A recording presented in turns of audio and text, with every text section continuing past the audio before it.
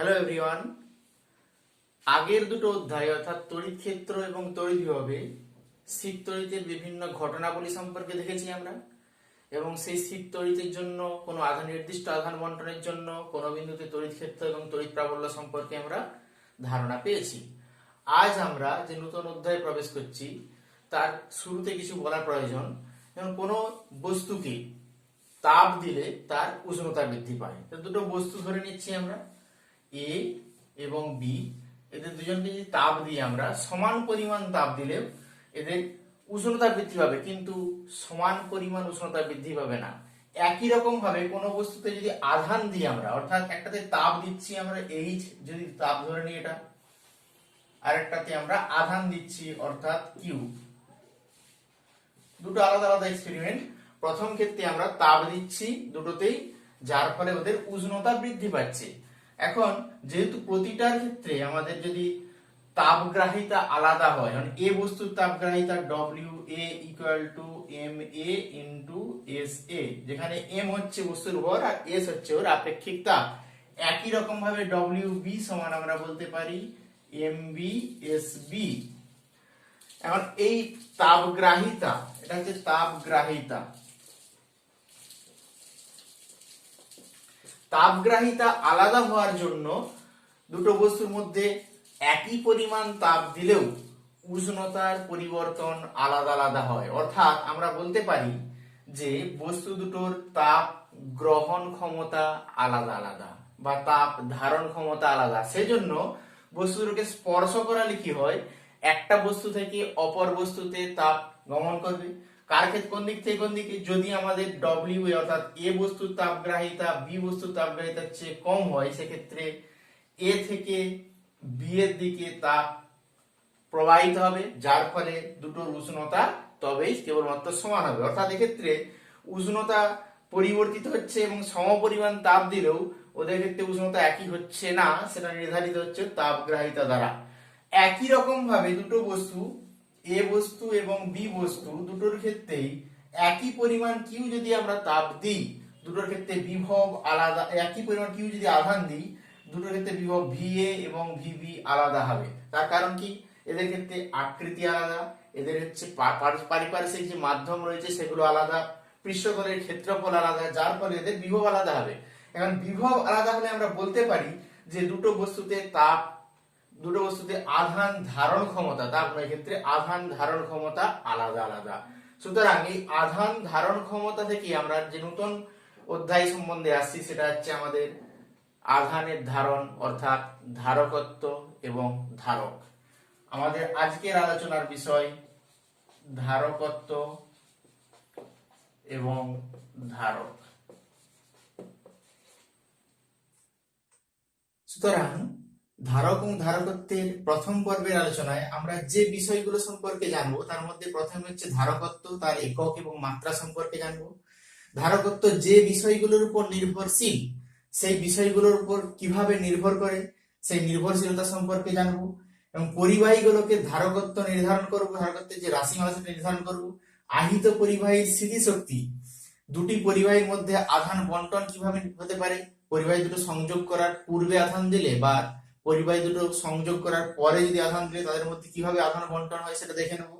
সেক্ষেত্রে পরিবাহীর তুল্য বিভব কত হবে সেটা নির্ধারণ করব, এবং দুটি পরিবাহীর মধ্যে যে আধান বন্টন, সেই আধান বন্টনের জন্য যে শক্তি ক্ষয় হয় সেই শক্তি ক্ষয়ের রাশিমালাতে প্রতিষ্ঠা করব, এবং কিছু গাণিতিক সমস্যা সম্পর্কে আমরা সমাধান করব।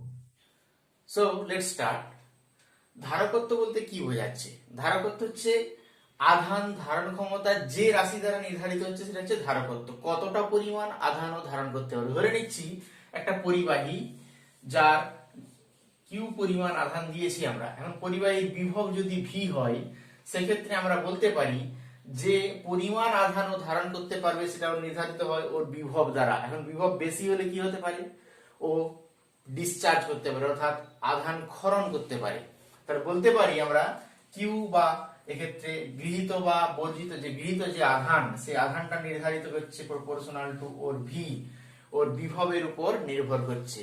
এখন এই বিভবের উপর নির্ভর করলে আমরা সমান করতে পারি কিউ সমান সি ইন্টু ভি, যেখানে সি একটা ধ্রুবক রাশি, এই সি কেই বলা হচ্ছে ওই পরিবাহীর ধারকত্ব। সুতরাং আমরা সি এর সংজ্ঞা থেকে বলতে পারি যে সি সমান কিউ বাই ভি, যেখানে সংজ্ঞা হিসেবে বলতে পারি ভি ইকুয়াল টু 1 একক হলে সি সমান কিউ। অর্থাৎ সংজ্ঞা থেকে বলতে পারি যে কোন পরিবাহীর বিভব একক পরিমাণ বৃদ্ধি করতে যে পরিমাণ আধানের প্রয়োজন তাকে ওই পরিবাহীর ধারকত্ব বলা হয়।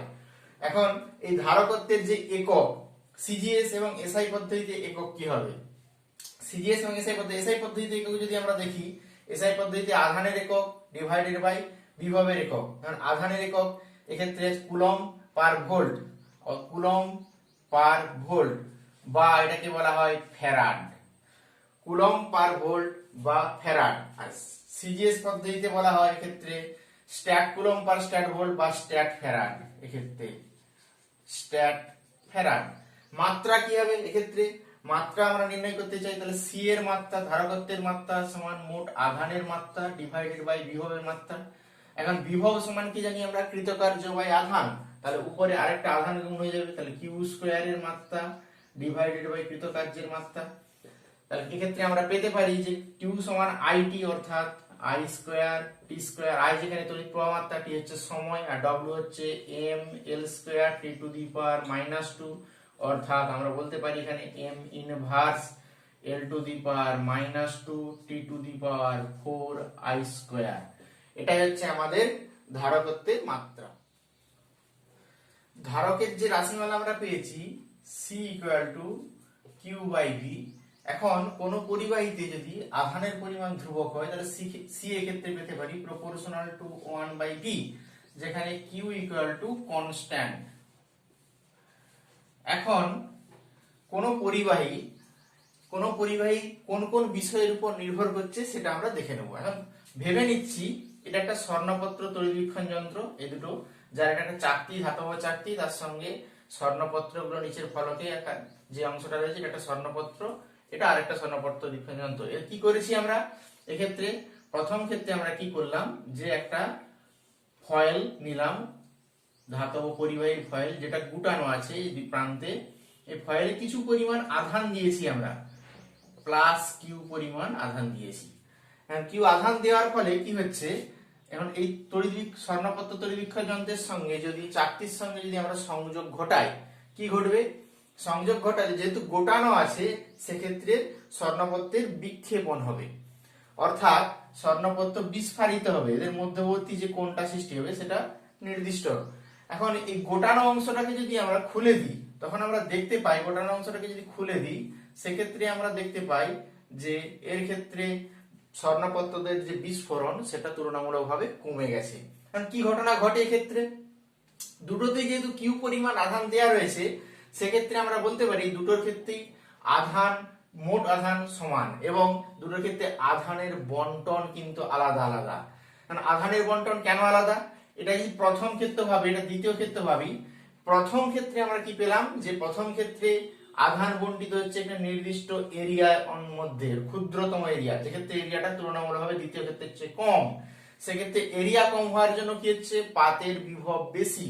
পাতের বিভব বেশি হওয়ার জন্য কি হচ্ছে? স্বর্ণপত্রদ্বয়ের দুই প্রান্তের মধ্যে বিভব পার্থক্য বেশি হচ্ছে, অর্থাৎ তাই বিস্ফারিত হচ্ছে বেশি পরিমাণে। কিন্তু দ্বিতীয় ক্ষেত্রে দেখতে পাচ্ছি ক্ষেত্রফল বেশি হওয়ার জন্য পাতের বিভব তুলনামূলকভাবে কম হচ্ছে, যার ফলে স্বর্ণপত্রের ক্ষেত্রে বিস্ফোরণটা তুলনামূলকভাবে কম হচ্ছে। অর্থাৎ আমরা বলতে পারি যে ধারকত্ব কোন পরিবাহীর ক্ষেত্রফলের উপর নির্ভর করে। তার প্রথম নির্ভরশীলতা হচ্ছে ক্ষেত্রফল, পরিবাহীর ক্ষেত্রফল। এই ক্ষেত্রফল যদি বৃদ্ধি পায় সেক্ষেত্রে দেখতে পাচ্ছি তার ক্ষেত্রে ধারকত্ব কি হচ্ছে? বৃদ্ধি পেলে বিভব সেক্ষেত্রে হ্রাস পাচ্ছে। এখন বিভব যেহেতু হ্রাস পাচ্ছে তাহলে সি কি হবে? বৃদ্ধি পাবে। অর্থাৎ আমরা বলতে পারি ক্ষেত্রফল বৃদ্ধি পেলে, তাহলে ক্ষেত্রফলের ছকে যদি আমরা পাই এটা যদি বৃদ্ধি পাই সেক্ষেত্রে আমরা পেতে পাই যে বিভব হ্রাস পাচ্ছে। বিভব হ্রাস পেলে ধারকত্ব বৃদ্ধি পাচ্ছে। তাহলে এক্ষেত্রে ক্ষেত্রফল যদি হ্রাস পায় সেক্ষেত্রে বিভব বৃদ্ধি পাবে। বিভব বৃদ্ধি পেলে ধারকত্ব হ্রাস পাবে, তার কারণ ধারকত্বের সঙ্গে বিভব পরস্পর ব্যস্তানুপাতিক। তাহলে প্রথম নির্ভরশীলতা পেলাম এটা পরিবাহীর ক্ষেত্রফলের উপর। এবার ওই একই আধানযুক্ত পরিবাহীকে কি করলাম, স্বর্ণপত্রে একই প্রথম ক্ষেত্রে যেটা ঘটেছিল যে স্বর্ণপত্রের চাকতির সঙ্গে যোগ করলাম, যে বিস্ফোরণ পেলাম। দ্বিতীয় ক্ষেত্রে কি করছি, ওর পাশে একটা অন্তরক পদার্থ আনছি। পারিপার্শ্বিক যে মাধ্যম, পারিপার্শ্বিক মাধ্যম কি কি হতে পারে, এক্ষেত্রে অন্তরক নিয়ে আসছি। সে অন্তরক নিয়ে আসলে কি হয়, অন্তরকের টোটাল আধান শূন্য, যেহেতু মুক্ত এখানে ইলেকট্রন নেই, এক্ষেত্রে টোটাল আধান শূন্য। কি ঘটছে এক্ষেত্রে, অন্তরক বা পরাবিদ্যুৎ, পরাবিদ্যুতের ক্ষেত্রে আমরা দুটো ধর্ম পড়েছিলাম, একটা ধর্ম পড়েছিলাম মেরুবর্তী। তার মেরুবর্তীর ক্ষেত্রে দুটো প্রকৃতির পদার্থ পেয়েছিলাম, একটা মেরুবর্তী একটা অমেরুবর্তী পদার্থ। এখন সেক্ষেত্রে কি পেয়েছি, যে যেহেতু এই পরাবিদ্যুৎটাকে এই আধানের কাছে নিয়ে আসছে, কি হচ্ছে, সামনের প্রান্তে পরাবিদ্যুতের মাইনাস এবং দূরের প্রান্তে প্লাস উৎপন্ন হচ্ছে। যেহেতু এই চাকতি খুব কাছে রয়েছে মাইনাস আধান, তাহলে মাইনাস আধানের জন্য কি হবে, এর বিভবটা তুলনামূলকভাবে হ্রাস পাবে। কেন, এখন এই ধনাত্মক আধানের জন্য কি হবে, প্লাস কিউ আধানের জন্য যদি আমরা ভি কিউ বিভব পাই, তাহলে এক্ষেত্রে ভি মাইনাস আধানের জন্য ভি মাইনাস এবং ভি প্লাস আধানের জন্য ভি প্লাস উৎপন্ন করবে। এখন যেহেতু মাইনাস আধানটা চাকতির খুব কাছে অবস্থিত, সেহেতু প্লাস আধানের প্রভাবের চেয়ে মাইনাস আধানের প্রভাব বেশি হবে এবং কার্যকর বিভব ভি এফেক্টিভ যদি বলি আমরা, সে ভি এফেক্টিভটা তুলনামূলকভাবে কমে যায়। ভি এফেক্টিভ কি বলতে পারি, V Q minus V minus plus V plus. যেহেতু V plus less than V minus, তাহলে অতএব ভি এফেক্টিভটা কি হবে, লেস দেন ভি কিউ। তাহলে প্রথম ক্ষেত্রে যে বিভব পাচ্ছিলাম আমরা ভি কিউ, দ্বিতীয় ক্ষেত্রে পাচ্ছি কি মাইনাস ভি কিউ, যার ফলে কি হচ্ছে, দ্বিতীয় ক্ষেত্রে স্বর্ণপত্রের যে বিস্ফোরণটা সেটা তুলনামূলকভাবে কমে যাচ্ছে। এখন এফেক্টিভ বিভব কমে যাওয়ার জন্য কি বলতে পারি, তাহলে ধারকত্ব বৃদ্ধি পাবে। তাহলে দ্বিতীয় ক্ষেত্রে ধারকত্ব বৃদ্ধি পাবে, এক্ষেত্রে ধারকত্ব বৃদ্ধি পাচ্ছে। তাহলে অর্থাৎ আমরা বলতে পারি যে যে কোনো আহিত পরিবাহীর পারিপার্শ্বিক মাধ্যম যদি পরাবৈদ্যুতিক হয় বা পরাবৈদ্যুতিক মাধ্যম অন্তরক মাধ্যম হলে, সেক্ষেত্রে আমরা তার ক্ষেত্রে দেখতে পাচ্ছি যে ধারকত্ব বৃদ্ধি পাচ্ছে। অর্থাৎ বলতে পারি যে ধারকত্ব পারিপার্শ্বিক মাধ্যমের উপর নির্ভরশীল। তাহলে ধারকত্ব 3 নম্বর হচ্ছে পারিপার্শ্বিক মাধ্যমের উপর নির্ভরশীলতা। পারিপার্শ্বিক মাধ্যমের উপর নির্ভরশীলতা।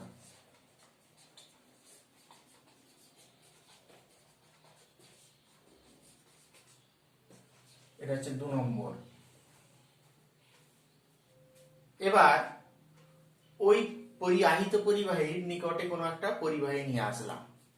সেই পরিবাহীতে কি ঘটছে, একই রকম ভাবে আবেশের ফলে সামনের প্রান্তে বিপরীত আধান অর্থাৎ মাইনাস এর জন্য এবং দূরের প্রান্তে প্লাস আধান গঠিত হচ্ছে। এখন এর জন্য কি হচ্ছে, এই পরিবাহীর যে এফেক্টিভ বিভব তুলনামূলকভাবে কমেছে, কিন্তু ওই যে পরিবাহীটাকে আমরা পাশে নিয়ে এসেছি সেটাকে যদি আমরা ভূমিষ্ঠ করে দিই, কি হবে, দূরের যে আধান সেটা হচ্ছে মুক্ত আধান, অর্থাৎ এই মাইনাস আধান যেটা, এই প্লাস আধান যেটা, সেই প্লাস আধানটা ক্ষেত্রে মুক্ত আধান, সেই মুক্ত আধান নিয়ে কি হবে, ভূমিতে চলে যাবে। যার ফলে কি হবে, ওই যে পারিপার্শ্বিক যে পরিবাহীটা নিয়ে আসছি সেই পরিবাহীটা ঋণাত্মক আধানে আহিত হয়ে যাবে। ঋণাত্মক আধানে আহিত হলে কি দেখতে পাচ্ছি আমরা, এর ক্ষেত্রে কার্যকর যে বিভব, কার্যকর বিভবটা হ্রাস পাচ্ছে। ভি এফেক্টিভ সমান পাচ্ছে এখানে V Q minus of V minus, যেটা আগের ক্ষেত্রে ভি এফেক্টিভ পেয়েছি আমরা V Q plus V plus minus V minus. অর্থাৎ এটা ভি এফেক্টিভ ড্যাশ যদি বলি, অর্থাৎ আমরা পেতে পারি এখানে V effective greater than V effective dash, V effective greater than V effective less than V effective dash. অর্থাৎ দ্বিতীয় ক্ষেত্রে, এটা যদি প্রথম ক্ষেত্র হয়, এটা যদি দ্বিতীয় ক্ষেত্র হয়, দ্বিতীয় ক্ষেত্রে বিভব হ্রাস পাওয়ার জন্য স্বর্ণপত্র তড়িৎবিক্ষণের যে পত্র দুটোর বিক্ষেপণ তুলনামূলকভাবে কম হবে আগের চেয়ে। অর্থাৎ আমরা বলতে পারি বিভব হ্রাস পাচ্ছে মানে তার দ্বিতীয় ক্ষেত্রে আমাদের সি বা ধারকত্ব বৃদ্ধি পাবে। তাহলে সি এর ক্ষেত্রে বৃদ্ধি পাবে, সি এর ক্ষেত্রে বৃদ্ধি পাবে। সুতরাং আমরা বলতে পারি যে কোন আহিত পরিবাহীর কাছে যদি কোনো ভূমিস্থ পরিবাহীকে নিয়ে আসি, তাহলে ওই আহিত পরিবাহীর আধান ধারণ ক্ষমতা বৃদ্ধি পাবে, অর্থাৎ ধারকত্ব বৃদ্ধি পাবে। সুতরাং ধারকত্ব এক্ষেত্রে ভূমিস্থ বা অন্যান্য ভূসংলগ্ন পরিবাহীর উপর নির্ভর করে। ধারকত্ব বলতে পারি যে ভূসংলগ্ন, 3 নম্বর বলতে পারি তাহলে ভূসংলগ্ন পরিবাহীর উপস্থিতি, ভূসংলগ্ন পরিবাহীর উপস্থিতির উপর নির্ভর করে ধারকত্ব। এবার আমরা আসি পরিবাহী গোলকের ধারকত্বের রাশিমালা কি হবে। কারণ পরিবাহী গোলকের ধারকত্বের জন্য আমরা কি করছি, পরিবাহী গোলকে আমরা কিউ পরিমাণ আধান দিয়েছি, যার ফলে ওর পৃষ্ঠের বিভব যেটা আমরা ভি রাশিমালা পেয়েছি, ভি বলতে পারি ভি সমান আমরা q by 4 pi epsilon not R যদি বায়ু মাধ্যমে থাকে। সুতরাং সি সমান আমরা যে সম্পর্ক কিউ বাই ভি সেখান থেকে পেতে পারি যে কিউ বাই ভি সমান ভি এর মান Q by 4 pi epsilon naught put করলে পাই 4 pi epsilon naught into R. এখন এটা হচ্ছে এসআই পদ্ধতিতে আমরা বের করলাম, অর্থাৎ কি পাচ্ছি সি প্রপোর্শনাল টু আর, অর্থাৎ কোন পরিবাহী গোলক যার ব্যাসার্ধ যদি আমরা বৃদ্ধি করি সেক্ষেত্রে পরিবাহী গোলকের ধারকত্ব বৃদ্ধি পাবে। এখন সিজিএস পদ্ধতিতে এই সি এর মান হবে ইকুয়াল টু কে ইনটু আর, যেখানে কে হচ্ছে ওর পরাবৈদ্যুতিক ধ্রুবক, এখানে কে হচ্ছে ওর পরাবৈদ্যুতিক। এখন কোন গোলকের ধারকত্ব 1 ফ্যারাড হতে পারে কিনা আমরা দেখে নিই। ধরে নিচ্ছি যে সি হচ্ছে সেখানে 1 ফ্যারাড, তাহলে অর্থাৎ সি দেওয়া আছে আমাদের 1 ফ্যারাড, তাহলে অর্থাৎ আর এর মান কত হবে, তাহলে আর সমান C by 4 pi epsilon naught, অর্থাৎ বলতে পারি 1 into 9 into 10 to the power 9 metre সমান 9 ইনটু 10 টু দি পাওয়ার 6 কিমি, 9 ইনটু 10 টু দি পাওয়ার 6 কিমি, 9 into 10 to the power 6 kilometre. এটা হচ্ছে মাচ গ্রেটার 6400 কিমি। অর্থাৎ আমরা বলতে পারি যে কোন পরিবাহী গোলকের ধারকত্ব 1 ফ্যারাড হলে ওই পরিবাহী গোলকের ব্যাসার্ধ হতে হবে 9 into 10 to the power 6 kilometre, যেটা পৃথিবীর ব্যাসার্ধের তুলনায় অনেক গুণ বেশি বড়, অনেক গুণ বড়। সুতরাং ওই পরিবাহী গোলক 1 ফ্যারাড যুক্ত কোনো পরিবাহী গোলককে পৃথিবীর উপরে স্থাপন করা সম্ভব নয়, বা 1 ফ্যারাড যুক্ত কোনো পরিবাহী গোলক তৈরি করা সম্ভব নয়। প্রাথমিকভাবে কোনো অনাহিত গোলক আধান নেই, আধান টোটাল আধান শূন্য, যেখানে অনাহিত গোলককে আধান দেওয়ার সময় কিছু কাজ করতে হয়, সেই যে কাজটা সেটা ওই গোলকের মধ্যে একটা শক্তি হিসেবে জমা হয়, যেটা হচ্ছে স্থিতিশক্তি। মানে আহিত পরিবাহী স্থিতিশক্তি নির্ণয় করার সময় আমরা ভেবে নিচ্ছি কোন মুহূর্তে গোলকটিতে আধান দেওয়া হয়েছে কিউ, যার ফলে ওর বিভব হয়েছে ভি। অর্থাৎ এখন গোলকটা যদি ধনাত্মক আধানে আহিত হয়, কিন্তু আবার যদি ওতে আমরা ডিকিউ পরিমাণ আধান দিতে চাই, তাহলে ওই ভি বিভবজনিত যে বল বা বিরুদ্ধ বল, সেই বিরুদ্ধ বলের বিরুদ্ধে আমাকে কিছু কার্য করতে হবে ডিকিউ আধানকে ওতে প্রতিস্থাপন করার জন্য। তাহলে সেক্ষেত্রে আমাদের সেই কাজটা হচ্ছে ওতে সি শক্তি হিসেবে জমা হবে। এখন আমরা যদি ভেবে নিই যে কোন মুহূর্তে কিউ পরিমাণ আধান ছিল, তাহলে কিউ সমান আমরা বলতে পারি সি ইনটু ভি, যেখানে সি হচ্ছে পরিবাহীর ধারকত্ব। এখন ডিকিউ পরিমাণ যদি আধান দিতে হয়, তাহলে ডিকিউ পরিমাণ আধান দিতে গেলে আমাকে যে কার্য করতে হবে সেটা হচ্ছে D W equal to D Q into V. এখন ডিকিউ ইনটু ভি, কারণ ডিকিউ ইনটু ভি থেকে আমরা পেতে পারি যে ভি সমান বলতে পারি কিউ বাই সি, তাহলে Q by C into D Q. এখন এতে অনাহিত অবস্থা থেকে ক্যাপিটাল কিউ পরিমাণ আমরা আধান দিতে যাচ্ছি, অর্থাৎ 0 থেকে ক্যাপিটাল কিউ আধানের মান হতে যায়। তাহলে সেক্ষেত্রে কৃতকার্য হবে ডিডব্লিউ সমান integration 0 to capital Q Q by C into D Q. সেখান থেকে আমরা পাই সি যেহেতু ধ্রুবক, তাহলে কিউ স্কয়ার বাই 2, অর্থাৎ আমরা পাচ্ছি এক্ষেত্রে কিউ স্কয়ার বাই 2c। কারণ কিউ সমান যদি ওর ক্ষেত্রে বিভব তখন 0 থেকে বেড়ে যদি ভি হয় বিভব, তাহলে সেক্ষেত্রে সম্পর্ক পাই কিউ সমান সিভি, অর্থাৎ সেক্ষেত্রে আমরা কি পাই half C V square, half C V square. আরো একটা সম্পর্ক পাই ক্ষেত্রে কে হাফ কিউ ইনটু ভি। সুতরাং কোন আহিত পরিবাহী স্থিতিশক্তি যে রাশিমালাগুলো দ্বারা নির্দেশিত হতে পারে কিউ স্কয়ার বাই 2c বা হাফ সি ভি স্কয়ার বা হাফ কিউ ইনটু ভি। এখন দুটি পরিবাহীর মধ্যে আধান বন্টনের যে ঘটনাগুলো আছে তার মধ্যে প্রথম ঘটনা হচ্ছে পরিবাহী দুটো পূর্বে থেকেই ওদের মধ্যে কোনো তার দিয়ে পরিবাহী তার দিয়ে সংযোগ করা আছে। এখন সংযোগ করা অবস্থাতে ওদের ধারকত্ব কি কি, একটা C1 একটা C2 যাদের ব্যাসার্ধ R1 এবং R2। তাহলে C1 C2 কে আমরা লিখে রাখতে পারি C1 যদি আমরা সিজিএস পদ্ধতিতে করি তাহলে C1 সমান K ইনটু R1 আর C2 সমান K ইনটু R2। এখন কিউ পরিমাণ যদি আধান দিই এই অবস্থায় সংযোগ অবস্থায়, অর্থাৎ সংযোগ অবস্থায় যদি কিউ পরিমাণ আধান দিই, ওতে আধানটা বন্টিত হবে এমন ভাবে যাতে ওদের বিভব দুটোরই বিভব ভি হয়, অর্থাৎ বিভব ইকুয়াল হয়। এখন ইকুয়াল হলে ওদের আধান ধরে নিচ্ছে একটা আধান Q1 একটা আধান Q2 হচ্ছে, সেক্ষেত্রে আমরা পেতে পারি তার টোটাল আধান আধান সংরক্ষণের নীতি অনুযায়ী Q equal to Q1 plus Q2। এখন এই দুটোর ক্ষেত্রে যদি আধান বন্টন Q1 এবং Q2 হয়, তাহলে সেক্ষেত্রে আমরা বিভব V সমান আমরা বলতে পারি Q1 by C1 equal to Q2 by C2। এখন এই সংযোগ নিয়ম যদি প্রয়োগ করি আমরা পাই Q1 plus Q2 divided by C1 plus C2। Q1 plus Q2 মানে কত? Q, অর্থাৎ Q by C1 plus C2।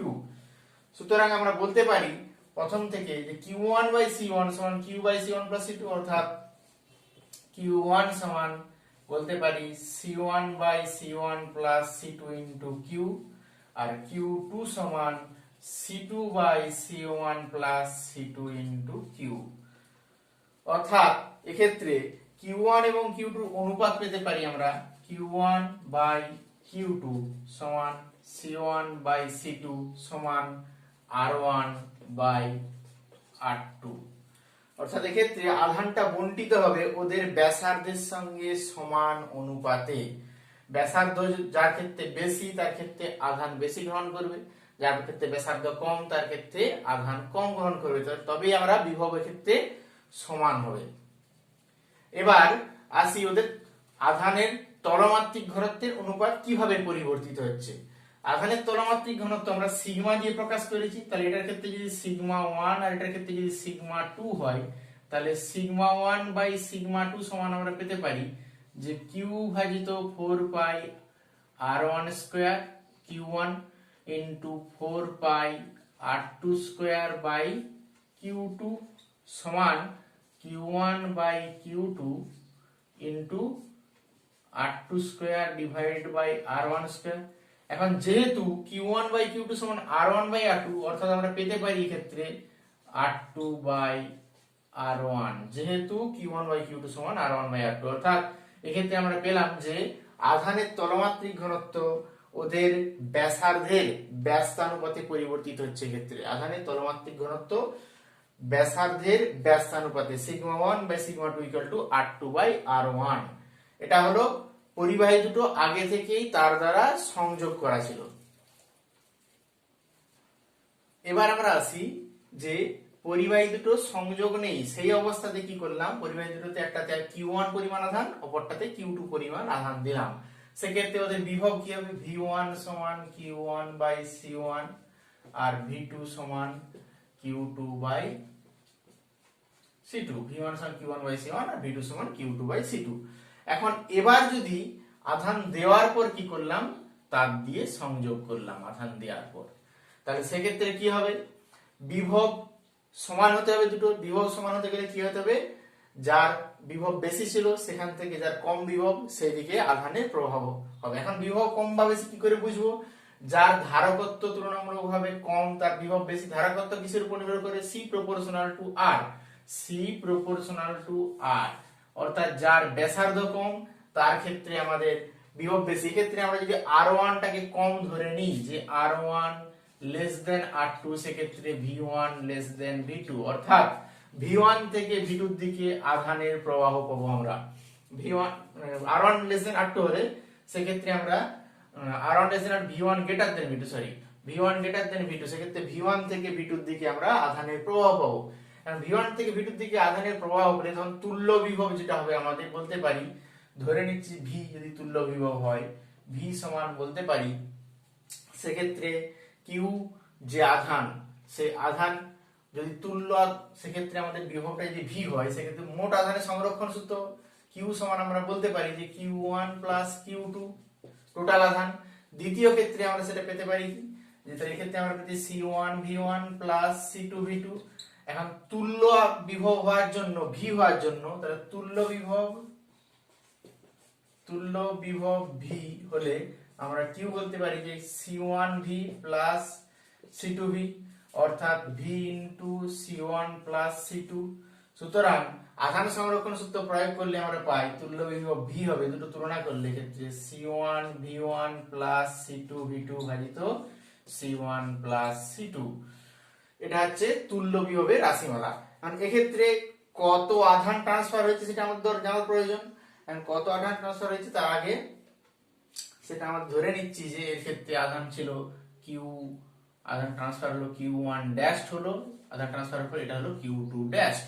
অর্থাৎ আধানের যে ট্রান্সফার সেটা হচ্ছে Q1 মাইনাস Q1 ড্যাশ। অর্থাৎ 1 নম্বর গোলক থেকে যে আধানের ট্রান্সফার সেটা আমরা বলতে পারি যে Q1 মাইনাস Q1 ড্যাশ। এটা ডেল্টা কিউ যদি আমরা ভেবে নিই সেক্ষেত্রে আমরা পাই যে Q1 minus Q1 dash equal to Q1 অর্থাৎ C1V1, Q1 অর্থাৎ C1V1 মাইনাস Q1 ড্যাশ। বর্তমান ক্ষেত্রে Q1 ড্যাশ কত পেলাম C1V, C1V দ্বিতীয় ক্ষেত্রে। তাহলে এটা দ্বিতীয় ক্ষেত্রে যদি C1V হয় এটা আমরা লিখতে পারতাম Q1 dash plus Q2 dash আগে। তাহলে C1V বিয়োগ করলে পাই আমরা যেটা যে C1V1 মাইনাস C1V অর্থাৎ C1 by C1 plus C2 into C1V1 plus C2V2 বিয়োগ করলে পাই আমরা এখানে C1C2 আর 61 স্কয়ার। এক্ষেত্রেও C1V1 কেটে যাবে, তাহলে C1C2V2 আর এক্ষেত্রে হচ্ছে C1C2V1। তাহলে এক্ষেত্রে পাচ্ছি আমরা যে C1C2 divided by C1 plus C2 into V1 minus V2। যেহেতু V1 বড় এক্ষেত্রে ধরেছি তার কারণ R1 সেক্ষেত্রে ক্ষুদ্র, অর্থাৎ V1 বড় হওয়ার জন্য R1 থেকে R2 এর দিকে আমাদের আধানের প্রবাহ পাবো। এবার একই রকম ভাবে তাহলে এ কত গ্রহণ করবে, তাহলে যে পরিমাণে বর্জন করেছে সে একই পরিমাণ গ্রহণ করবে। সেই গ্রহণের রাশিমালা পেতে গেলে আমরা কি করব যে Q2 ড্যাশ মাইনাস Q2। তাহলে আধান এটা বর্জন, এটা হচ্ছে এটা গ্রহণ, আধান এটা আধান বর্জন, এটা হচ্ছে আধান বর্জন। তাহলে ইকুয়াল টু সমপরিমাণ আধান গ্রহণ করবে, সেটা আমরা পাবো এক্ষেত্রে। তাহলে আধান গ্রহণটা হবে এক্ষেত্রে আধান গ্রহণ ডেল্টা কিউ সমান Q2 ড্যাশ মাইনাস Q2। একই মান পাবো, ডেল্টা কিউ ড্যাশ যদি আমরা ভাবতাম এটা ডেল্টা কিউর সঙ্গে সমান পাবো। সুতরাং আমরা এক্ষেত্রে পেয়েছি V equal to C1V1 plus C2V2 divided by C1 plus C2। অর্থাৎ এক্ষেত্রে বিভব পরিবর্তন হয়েছে এবং আধান একটা পরিবাহী থেকে অপর পরিবাহীতে গেছে। এই আধান বন্টনের জন্য কি হয়েছে আমরা, তাহলে এক্ষেত্রে আধান পেয়েছিলাম এটা হচ্ছে Q1 ড্যাশ পেয়েছি উপরে, আর এটা হচ্ছে Q2 ড্যাশ। মানে Q1 ড্যাশ এবং Q2 ড্যাশ আধান পরিবর্তিত হয়েছে। আধান পরিবর্তনের জন্য কিছু শক্তি ক্ষয় হয়েছে, সেই শক্তি ক্ষয়ের রাশিমালা আমরা নির্ধারণ করব। অর্থাৎ ডেল্টা ই যদি আমাদের শক্তি ক্ষয়ের সূচিত করি, তাহলে শক্তি ক্ষয় সমান প্রাথমিক শক্তি ছিল E initial minus E final.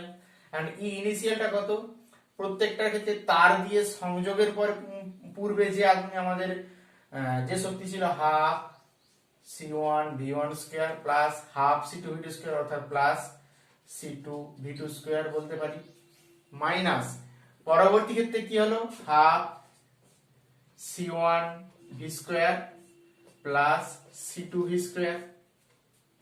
অর্থাৎ হাফ যদি এখান থেকে কমন নিয়ে রেখে দিই বাইরে থেকে আমরা পাই যে C1V1 square plus C2V2 square minus রাশিমালাতে আমরা পাই C1 plus C2 into V square. অর্থাৎ V স্কয়ারের রাশিমালাতে আমরা পাবো C1V1 plus C2V2 whole square divided by C1 plus C2 whole square. অর্থাৎ এর পার্টটা কেটে যাবে, কেটে গেলে আমরা পাই C1V1 প্লাস C2V2 তার whole square divided by C1 plus C2।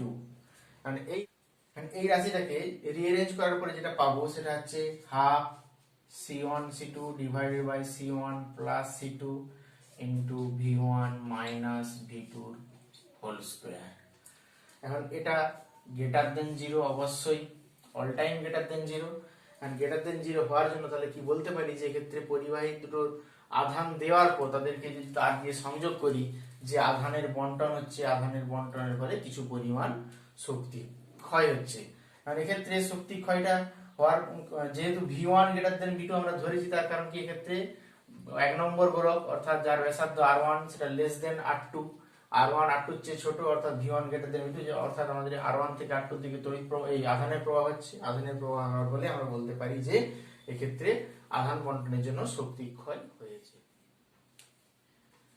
এখান থেকে যে ধরনের গাণিতিক সমস্যাগুলো আসে তার মধ্যে আধান, বিভব এবং ধারকত্ব সম্পর্কিত যে সমস্যা QCV, এই যে রাশিমালা V = Q/C, এই রাশিমালা থেকে আসতে পারে, যেক্ষেত্রে Q এবং C দেয়া আছে, V নির্ণয় করতে বলতে পারে, বা VC দেয়া আছে, Q নির্ণয় করতে বলতে পারে। এমনই একটা উদাহরণ বলতে পারি যে বলছে যে একটা ধাতব পাত্র যার নিচে ক্ষুদ্র একটা ছিদ্র করা আছে, সেই ছিদ্র দিয়ে জলের ফোঁটা নিচের দিকে পড়ছে। এখন ধাতব পাত্র বলছে বিভব বলে দেওয়া আছে, V হচ্ছে 3 ভোল্ট, 3 ভোল্ট বিভবে আহিত। এই ছিদ্রের যদি আমাদের ব্যাসার্ধ বলা থাকে, ছিদ্রের ব্যাসার্ধ অর্থাৎ এই দূরত্ব যেটা, সেই ব্যাসার্ধটা যদি আমাদের বলা থাকে R = 1 মিলিমিটার, সেক্ষেত্রে প্রতিটি ফোঁটার আধান কত? প্রতিটি ফোঁটার আধান অর্থাৎ প্রতিটি ফোঁটার আধান, ফোঁটার আধান নির্ণয় করতে হবে। প্রতি ফোঁটার আধান সমান কত? এখন আধান সমান Q সমান আমরা কি পড়েছি? C × V। এখন C সমান আমরা কি জানি? 4 পাই, যেহেতু এসআই পদ্ধতি এপসাইলন নট ইনটু R, ওর ব্যাসার্ধ 4 pi epsilon naught into R into V। এখন এক্ষেত্রে 4 পাই এপসাইলন নট এর মান কত? 1/9 × 10⁻⁹ গণিত R এর মান 1 মিলিমিটার অর্থাৎ 10⁻³ মিটার, 10⁻³ এবং বিভব কত বলা আছে? 3 ভোল্ট, এটা হবে কি? কুলম্ব, এত কুলম্ব। তাহলে এই ধরনের গাণিতিক সমস্যা আসতে পারে। এখন এরকম হতে পারে যে অসংখ্য বুদবুদ, জলের বুদবুদ বা বায়ু বুদবুদ বলতে পারি বা জলকণা বলতে পারি, যাদের ব্যাসার্ধ R, এরকম n সংখ্যক যদি সংযুক্ত হয়, যাদের ব্যাসার্ধ R এবং আধান ছোট q, n সংখ্যক সংযুক্ত হলে, তাহলে n সংখ্যক সংযুক্ত হলে বিভব কত হতে পারে? n সংখ্যক সংযুক্ত হলে একটা বড় কণা যদি গঠিত হয়, n সংখ্যক গঠিত হয়, তাহলে তার ক্ষেত্রে ব্যাসার্ধ আমরা ধরে নিচ্ছি বড় R, সেক্ষেত্রে বিভব কত হবে এটা নির্ধারণ করতে হতে পারে আমাদের ক্ষেত্রে। তাহলে প্রথম ক্ষেত্রে আমরা কি পাচ্ছি? প্রথম ক্ষেত্রে যদি আমরা সিজিএস পদ্ধতি ধরে নিই, সেক্ষেত্রে C সমান ধরে নিতে পারি K × R। এখন K এর মান যদি 1 ধরে নিই, তাহলে C = R হবে। এবারে n সংখ্যক যদি জলকণা যুক্ত হয়, সেক্ষেত্রে n সংখ্যক জলকণার মোট আধান হবে n × Q, অর্থাৎ টোটাল আধান হবে ক্যাপিটাল Q সমান n × স্মল q। মানে n সংখ্যক কণা যুক্ত হওয়ার পরে একটা বড় জলকণাতে পরিণত হচ্ছে, অর্থাৎ সেক্ষেত্রে ব্যাসার্ধ হচ্ছে R। কারণ আয়তন যেহেতু ধ্রুবক থাকে, তাহলে বলতে পারি 4/3 পাই বড় R³ সমান n × 4/3 পাই ছোট R³ অর্থাৎ বড় R সমান বলতে পারি n⁻⁻⁴ × ছোট r। সুতরাং সেক্ষেত্রে C ড্যাশ যদি পাবো আমরা K × বড় R সমান K × n⁻⁻⁴ × ছোট r, অর্থাৎ n⁻⁻⁴ × C। সুতরাং সেক্ষেত্রে আমরা ধারকত্ব দেখতে পাচ্ছি n⁻⁻⁴ × C। তখন ওই গোলকের বিভব কি হবে? বড় গোলকের বিভব V সমান আমরা বলতে পারি, তাহলে V সমান আমরা জানি Q/C, and Q সমান কি? n × স্মল q, তাহলে n × স্মল q করলে n × small q divided by C dash. C dash সমান আমরা কি পাচ্ছি এখানে? n⁻⁻⁴ × C, n⁻⁻⁴ সমান n⁻⁴ ×